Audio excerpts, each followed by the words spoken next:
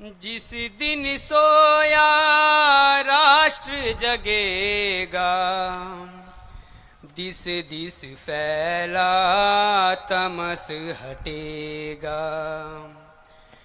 जिस दिन सोया राष्ट्र जगेगा, दिस दिस फैला तमस हटेगा। भारत विश्व बंधु का गायक, भारत मानवता का नायक। आप सभी को मेरा नमस्कार। आज वीरांगना महारानी लक्ष्मीबाई बलिदान दिवस कार्यक्रम में हम सभी के मध्य उपस्थित पूज्य दीदी माँ रितंबरा जी आपका धाम वात्सल्य ग्राम वृंदावन में है। कल्पनाओं को मूर्त रूप देने में आपकी प्रमुख भूमिका है। मैं आपसे आग्रह करती हूँ कि आप हम सभी को आशीर्वचन प्रदान करें।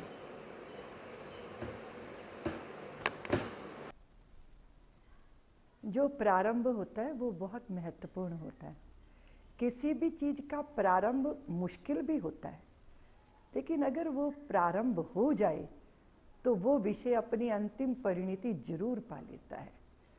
और प्रारंभ जिन्होंने किया उनका पुण्य स्मरण तो धन्य करता ही है, हम सबके प्राणों में प्रेरणा भर देता है। ऐसी ही तो थी वे, आज भी तो हृदयों में ऐसे ही वो जज्बा बनकर विराजमान हैं। ऐसी तो थी हमारी मनु, ऐसी ही तो थी वो मणिकर्णिका। कितने प्यार से जब हम उनको हमारी झांसी की रानी बोलते हैं तो सारी आत्मीयता का झरना हम पर जैसे बरस जाता है, बरस जाता है। वो सारी वत्सलता, प्रेम, नेह, स्नेह, आत्मीयता। बहुत बड़े बड़े राजे रजवाड़ों के इतिहासों से हम परिचित हैं, जिनका वैभव बड़ा था, जिनका विस्तार बड़ा था, जिनका रुतबा बड़ा था और जिनकी संपदा बड़ी थी। लेकिन वो बहुत कम लोग हैं, उनमें से चंद लोग ही तो हैं जिन्होंने भारतीयों के मन को जीता। लेकिन मन पर राज किया तो झांसी की रानी ने राज किया। क्यों? क्योंकि भारत की पुत्रियां, भारत की बेटियां, भारत की महिलाएं, भारत की स्त्रियां, भारत की माताएं, भारत की पत्नियां और भारत की भगनियां उनमें अपने आप को देखती हैं। कब नहीं दिल करता विद्रोह करने को? जब भी कभी असत्य का, जब भी कभी झूठ का, जब भी कभी फरेब का, पाखंड का, और जब भी कभी दमन का और ये दुष्चक्र चलता है, षड्यंत्र रचे जाते हैं, तो चित्त विद्रोही हो जाता है। और वो विद्रोह शुभ होता है जो स्वयं की इच्छाओं के लिए नहीं होता, अपितु जन कल्याण के लिए होता है, राष्ट्रीय स्वाभिमान के लिए होता है, अपनी अस्मिता की प्रतिष्ठा के लिए होता है। ऐसी तो थी हमारी मनु, विद्रोही, जाज्वल्यमान, जज्बे से भरी हुई, घोड़ों के साथ खेलती और तलवारों की टंकार जिनके चित्त को झंकृत करती थी। वो कहाँ बंधी पायल में, वो कहाँ बंधी आभूषणों में। उनको तो स्त्री का भेष भी सुहाता नहीं था। वो भारत की वीरांगना जो आज भी स्मरण करते हैं तो धमनियों में रक्त तेजी से चलने लगता है। इसलिए तो भारत ने, बुंदेलों ने ही नहीं, भारत ने, समस्त भारत ने उस झांसी की रानी में मर्दानी भाव देखा था। खूब लड़ी मर्दानी। वो तो तय तो कर लिया था ना कि फिरंगियों को दूर भगाना है, अपने से हटाना है, अपनी आत्मा की इस जकड़न से अपने सर्वस्व को मुक्त करना है। आत्मा मुक्त हो, अस्मिता मुक्त हो, स्वाभिमान मुक्त हो, माँ भारती का आंगन मुक्त हो, हमारी परंपरा मुक्त हो, हमारी मान्यताएं मुक्त हो, हमारा हृदय आकाश धन्य हो, कृतार्थ हो। लेकिन गुलामों की आशाएं नहीं होती, गुलामों की महत्वाकांक्षाएं भी नहीं होती, गुलामों के कोई सपने भी नहीं होते, गुलामों का कोई आधार ही नहीं होता, क्योंकि उनका तो स्वाभिमान पल पल कुचला जाता है, दलित किया जाता है मान और सम्मान को। और वो दिन कैसे विचित्र थे कि पापी फिरंगियों के द्वारा जो हो रहा था वो उनके द्वारा हो रहा था, पर करवाया तो भारतीयों के द्वारा ही जा रहा था ना। भारतीय तो थे ब्रिटिशों की फौज में भरे हुए। और जब ब्रिटिश ये तमाम तरह के वाइसराय लोग, जनरल लोग दुनिया को जीत के आते थे तो भारतीय उन पे पुष्प वर्षा करते थे। हे प्रभु, ये कैसा दृश्य रहा होगा। कदाचित उन पुष्पों की जगह अगर भारतीयों ने पत्थर उठा लिए होते तो फिरंगियों की चूलें हिल जाती, उनकी जड़ें जो है वो उखड़ जाती। लेकिन नहीं हुआ ऐसा, पर हुआ कुछ चंद लोगों के द्वारा। इसलिए तो उन्होंने दिल पे राज किया। तो हमारी झांसी की रानी वो ऐसी ही थी जिन्होंने विद्रोह का प्रारंभ किया, ये कहकर मैं अपनी झांसी नहीं दूंगी। सारे देश की जो थी अस्मिता, स्वाभिमान जो उबल ही रहा था, बस एक चिंगारी की ही तो जरूरत थी। कहाँ दिए कम थे, बातियां भी थीं और घृत से परिपूर्ण थीं, बस कमी थी तो एक चिंगारी की। और वो चिंगारी दिखाई मणिकर्णिका ने, वो चिंगारी दिखाई भागीरथ की पुत्री ने, वो चिंगारी दिखाई मोरोपंत की पुत्री ने, वो चिंगारी दिखाई भारत की पुत्री मणिकर्णिका। क्या सौंदर्य था, क्या रूप था, क्या लावण्य था। पर वो सौंदर्य आभूषणों का मोहताज नहीं था, वो बंदी नहीं था स्वर्ण के गहनों का, वो तो वीरता से श्रृंगारित था। अगर खूबसूरती हो, सुंदरता हो, सौंदर्य हो और साथ में वीरता से वो युक्त हो, फिर कैसा अद्भुत दृश्य होता है। ऐसी तो थी, इतनी छोटी अल्प आयु में उनका जाना, उनका मां बनना, फिर मां बनकर भी पुत्र से वंचित हो जाना, और फिर अपने दत्तक पुत्र के लिए पापी फिरंगियों से, ब्रिटिशों से संघर्ष करना। मैं अपनी झांसी नहीं दूंगी, यही तो वो स्वाभिमान से युक्त विषय था। वो व्यवस्था, वो कानून, जिन कानूनों के अंतर्गत ब्रिटिशों की चालें चलती थी कि अगर आपका अपना उत्तराधिकारी नहीं है तो फिर इसका अर्थ है कि आपका राज ब्रिटिश राज्य में शामिल हो जाएगा, ईस्ट इंडिया में शामिल हो जाएगा। यही तो षड्यंत्र था।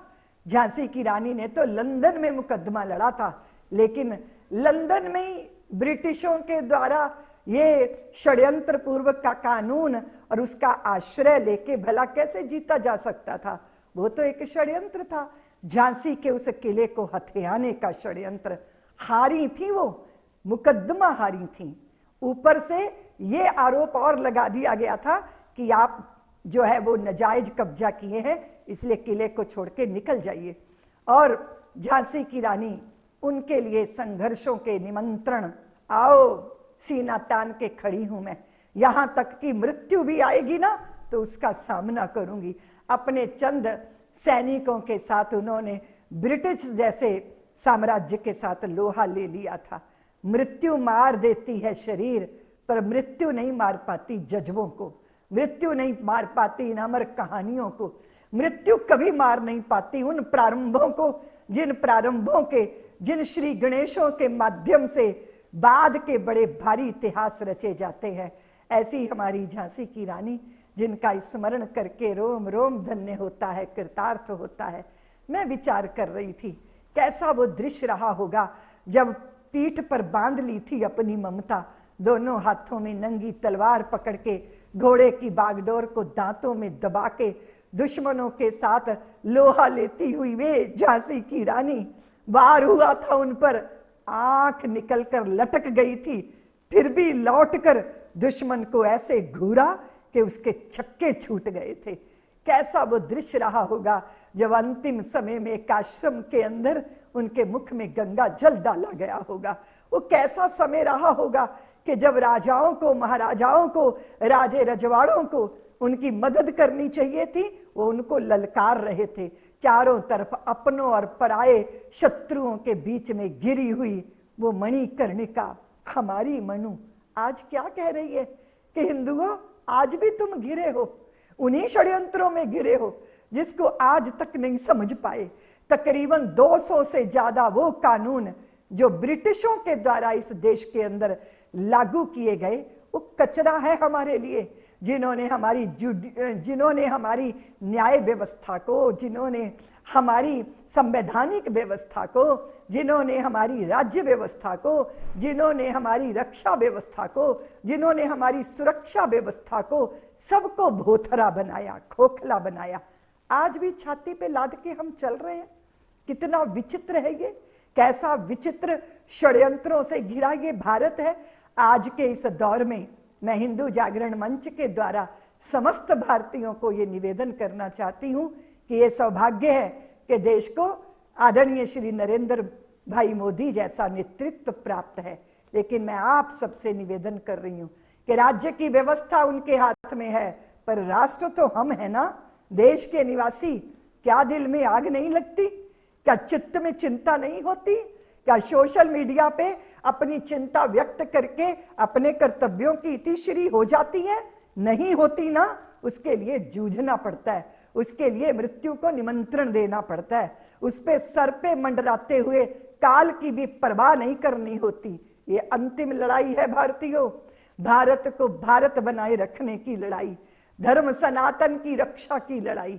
और चारों तरफ वो षड्यंत्र जो भारत में करवाए तो दूसरों के द्वारा जा रहे हैं, पर करवाए भारतीयों के द्वारा जा रहे हैं। विचार कीजिएगा, झांसी की रानी जब लड़ रही थी ना, संघर्ष कर रही थी ना, अंतिम सांसें ले रही थी ना, तो उनकी वाणी से निकल रहा था कि पापी फिरंगी ब्रिटिशों के हाथ मेरा शरीर नहीं लगना चाहिए। कैसा जज्बा रहा होगा, कैसी भावना रही होगी। भारत मां, हे भारत भूमि, तेरे में सामर्थ्य है ऐसी संतानों को जन्म देने की, पर तुम जागो मां। आज तुम्हारी संतानें जिस दशा दिशा में हैं वो सही नहीं है। उसके लिए जागृत होकर कर्तव्य के बोध के साथ इन सारी जंजीरों को तोड़ना ये हमारा महत कर्तव्य बनता है। इसलिए तोड़ो भारतीयों, ये कानून जो हम पे लादे गए हैं ना, इनकी होली जलाओ। सरकारों से पूछो कि ये क्यों है। पहले पुलिस किस लिए काम करती थी? इसलिए कि ब्रिटिशों की आज्ञा का पालन करना है और जनता के मान और स्वाभिमान को कुचलना है, डंडे बरसाने हैं उन पर। पहले जुडिशियल किसके लिए काम करती थी? न्याय नहीं होने देना, न्याय की समस्त व्यवस्थाओं को जो है वो इसी तरह लटकाए रखना है, वर्षों वर्षों वर्षों वर्षों। क्या है ये सब? और आज जब हमारे सामने इन परिस्थितियों का जो है वो सामने सब कुछ आ रहा है, तो निश्चित रूप से देखना चाहिए, सोचना चाहिए, विचार करना चाहिए और एकजुट होकर इसके लिए काम करना चाहिए।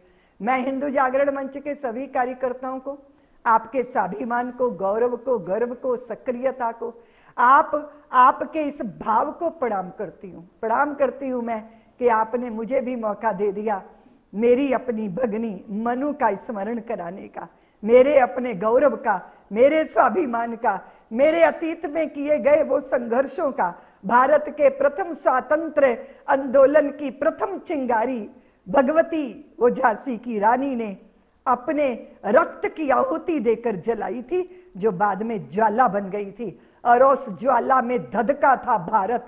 निश्चित रूप से उस ज्वाला में धधक के नष्ट हो गया था, राख बन गया था ब्रिटिश राज्य।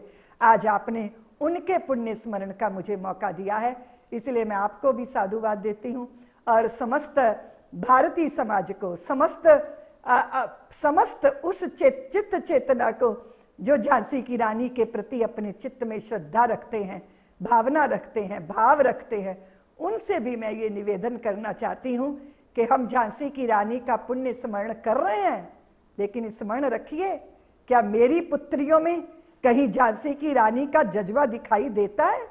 तो आप देखोगे कि नहीं, वो तो दूर दूर तक दिखाई नहीं देता। मैकाले की वो शिक्षा व्यवस्था जिसने वो लॉर्ड डलहौजी की व्यवस्था जिसने भारत को भारत की जड़ों से काटने के षड्यंत्र रचे थे, प्रमाण चढ़ चुके हैं। सब कुछ है हमारे पास, पर हमारी संतानों का अधिकार हमारे पास नहीं है, क्योंकि जिस शिक्षा व्यवस्था में वो सिंचित किए गए वो व्यवस्था देश से नहीं जोड़ती, बल्कि देश के प्रति विद्रोह पैदा करती है। लोग, कई बच्चे मुझे कहते हैं हमें तो भारत से प्यार ही नहीं, हम तो यहाँ से निकल के जाना चाहते हैं। कहाँ जाना चाहते हैं? जहाँ इंद्रियों का पोषण होगा, जहाँ मनमानी होगी। ऐसा ऐसा वातावरण। एक लड़की मुझे मिली 10वीं 12वीं की, वो कहती है हिस्ट्री पढ़ के मुझे तो अकबर से प्यार हो गया है। तो विचार करने का विषय है कि क्या होना चाहिए। बहुत सारे विधर्मी ऐसे हैं जिनकी लड़कियां इस देश के अंदर गृह युद्ध और विप्लव की तैयारी कर रही हैं। विचार कीजिए कि झांसी की रानी का ही स्मरण करेंगे या अपने घर के अंदर भी मणिकर्णिका जैसी, मनु जैसी पुत्री को जन्म देके उसकी तैयारी भी करेंगे। ये कहना आसान है, ये सुनना आसान है, पर ये करना आसान नहीं है। और करता वो है जिसके पास छोटे छोटे बहाने नहीं होते। अब छोटे छोटे बहानों से ही अपने इरादों को मिट्टी में मिला देने वाले कभी लक्ष्यों की प्राप्ति नहीं कर पाते। इसलिए हिंदू जागरण मंच ने ये जो संकल्प लिया है कि झांसी की रानी का पुण्य स्मरण हो, हमारे देश की प्रत्येक बेटी उस इतिहास से परिचित हो, उसे जाने और फिर कहीं अपने भीतर मणिकर्णिका को, अपने भीतर झांसी की रानी को पनपने का मौका दे। क्योंकि भावनाएं तो भावनाएं होती हैं। देखिए भीरुता भी जो है छूत का रोग होती है, कायरता भी छूत का रोग होती है, और वीरता भी छूत का रोग होती है।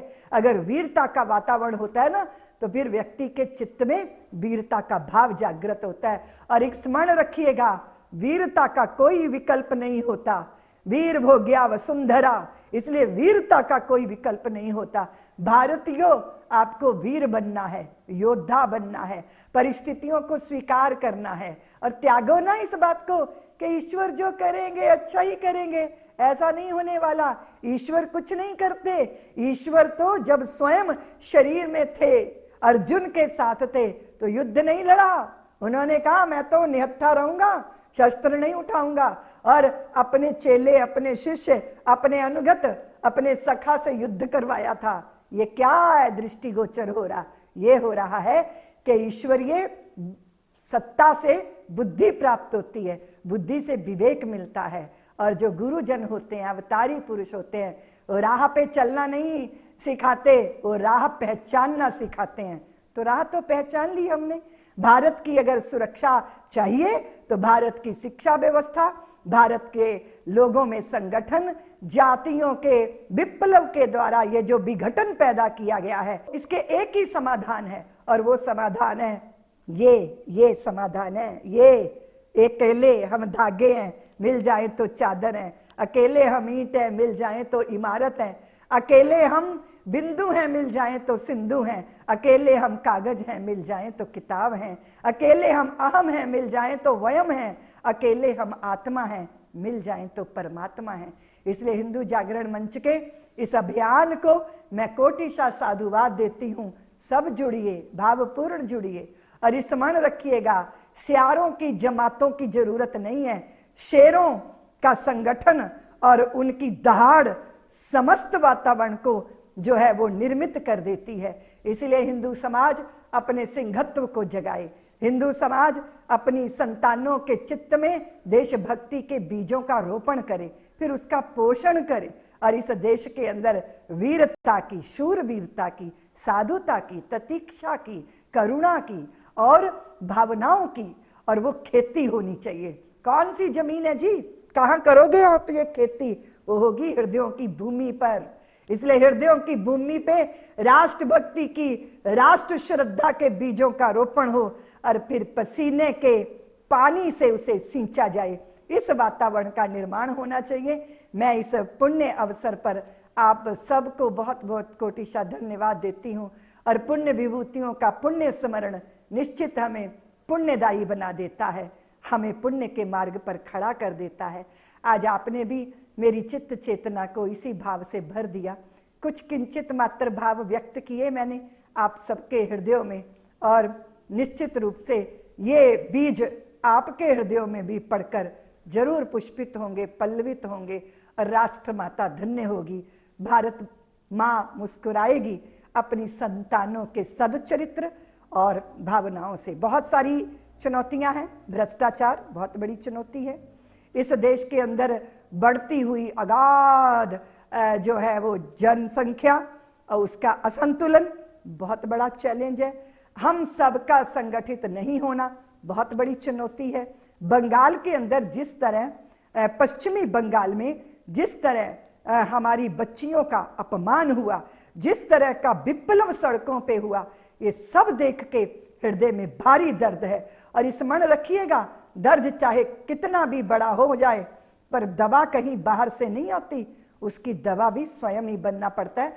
इसलिए अपनी समस्याओं के समाधान खुद बनिए। जिस जिस मोर्चे पे डटे हो, उस मोर्चे पे लड़ने की तैयारी करिए। और लड़ना है किससे? भ्रष्टाचार से लड़ना है हमको, शिथिलता से लड़ना है हमको, आलस से लड़ना है हमें, प्रमाद से लड़ना है हमें, उस व्यवस्था से जो हमारी संतानों को हमारी जड़ों से जोड़ नहीं पाती। और ये शुभ समय है कि देश का नेतृत्व ऐसे लोगों के हाथ में है जिनके दिल में भारत बसता है, भारत भक्ति से जो सिंचित हैं। राष्ट्रीय स्वयंसेवक संघ की टकसाल ने जिनको घड़ा है, इसलिए राज्य अपना कार्य करेगा, पर राष्ट्र को अपना कार्य करना है। इसलिए मैं इस अवसर पर आप सबको कोटिशा धन्यवाद देती हुई अपनी वाणी को विराम देती हूँ। आप सबने मुझे धैर्य से सुना, उसके लिए बहुत बहुत धन्यवाद। नमस्कार।